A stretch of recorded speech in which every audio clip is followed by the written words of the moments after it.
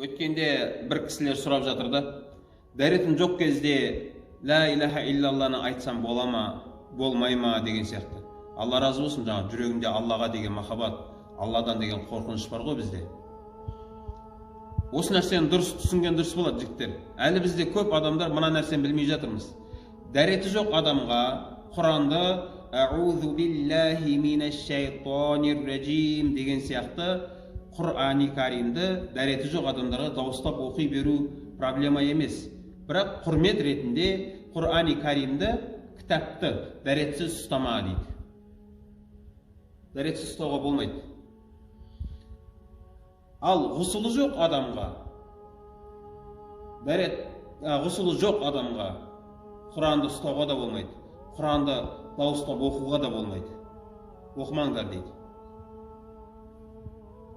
Жүніп адамға да.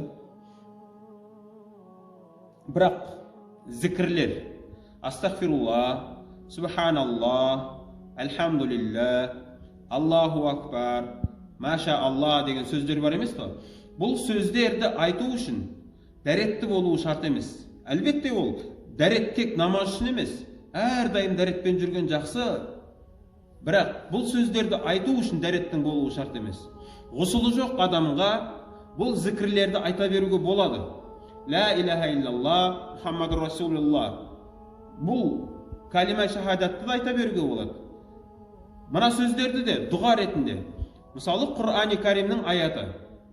Раббана атина фид дуния хасана, ва фил ахирати хасана, ва қина азабан нар.